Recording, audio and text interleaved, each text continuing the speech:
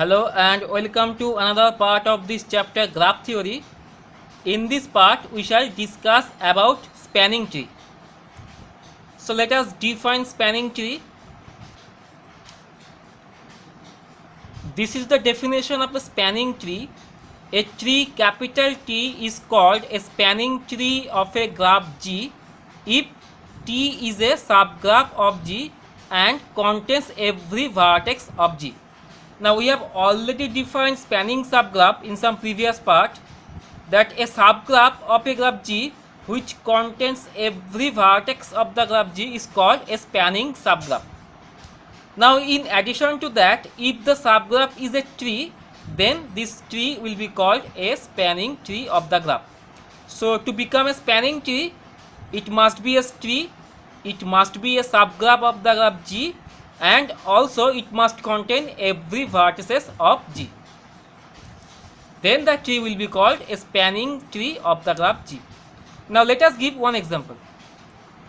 If we consider this graph G, then this graph has 5 vertices and 7 edges, and if we consider this tree T, then this is a spanning tree of this graph, because first of all this is a subgraph, T is a subgraph of G and it contains every vertex of G. So this is a spanning subgraph, and in addition to that this T is itself is a tree. So this is a spanning tree of this graph. Next we define branch and chord. This is the definition of branch and chord. An edge of a tree T is called a branch and an edge of G which is not in T is called a chord. So if we consider this graph and corresponding this tree, then any edge of this T is called a branch. So this is a branch of this T and this is also a branch of this tree T. Now if we consider any edge of G which is not an edge of T, then this is called a chord of T in G. As for example, if we consider this edge, now this edge belongs to G but this edge is not in T, so this edge is called a chord of T in G. Similarly, this is also a chord of this tree T in G. Next we consider one important theorem without any proof, and this theorem states that the number of spanning tree of a graph is not unique. Actually there are number of spanning trees can be obtained from a graph.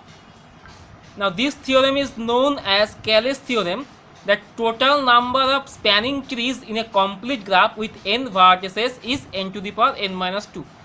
So if we find a complete graph with n vertices, actually a complete graph with n vertices is denoted by Kn. So the total number of spanning trees of Kn, that means a complete graph with n vertices, is n to the power n minus 2. Now as for example, if we consider this complete graph K3, then this K3 has 3 vertices. So this is a complete graph with 3 vertices and 3 edges. Now let us find the spanning trees of this graph. Now by the theorem, this graph must have 3 to the power 3 minus 2. That means 3 number of spanning trees. So let us find the spanning trees. So if we consider this tree, then this is one spanning tree of this graph, because this tree contains every vertices of this graph. We consider one more spanning tree.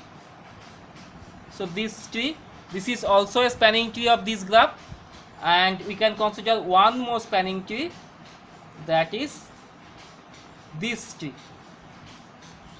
Now this is also a spanning tree of this graph, because this is a subgraph of this graph and also it is a tree and contains every vertex of this graph. So these 3 are the possible spanning trees of this complete graph K3. So by Cayley's theorem, we can find the number of spanning trees for any complete graph. Next we consider weighted tree.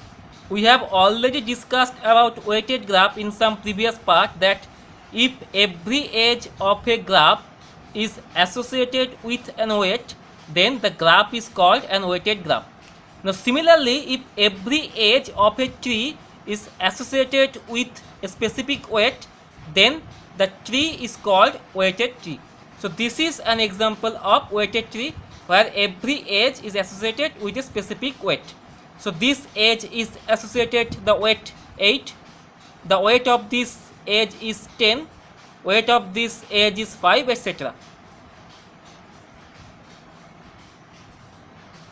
Next we define weight of a tree. The sum of the weights of the edges of a tree is called weight of the tree. So if we add the weights of each edge of a tree, then the sum will be called the weight of the tree.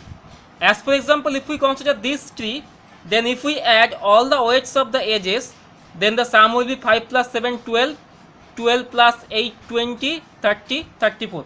So 34 is the sum of the weights of the edges of this tree. So weight of this tree is 34.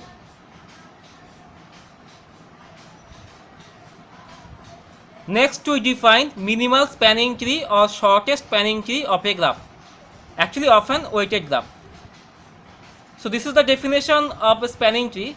A spanning tree of a graph, actually often weighted graph, is called minimal spanning tree if weight of the tree is minimum among the spanning trees. We know that a graph contains a number of spanning trees.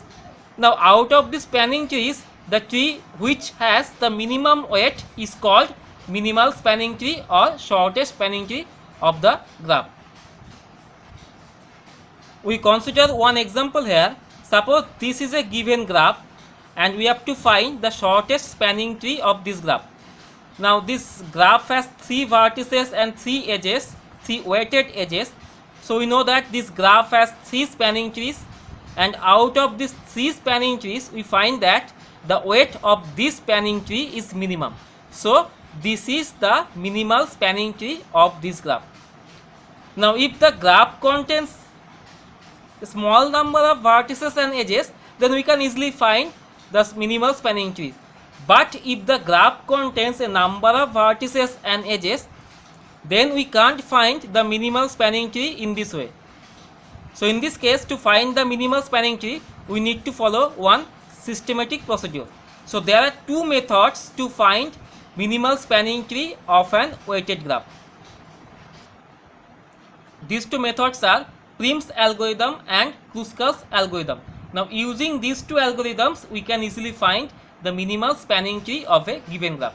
So we shall discuss about this Prim's algorithm and Kruskal's algorithm in next part. We end this part by considering one definition, that is rooted tree. So there is one special type of tree which is called a rooted tree if the tree can be drawn in this pattern. Now this vertex is called the root of the tree, and this vertex is level 0 vertex. Next step, these 2 vertices, these 2 are called level 1 vertices, and these are the third step. So all the vertices in this step, these are called level 2 vertices, and so on. So this type of tree is called rooted tree.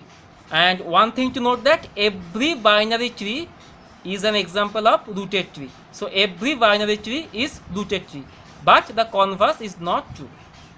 So with this we complete this part. See you in the next part. Until then, thanks for watching.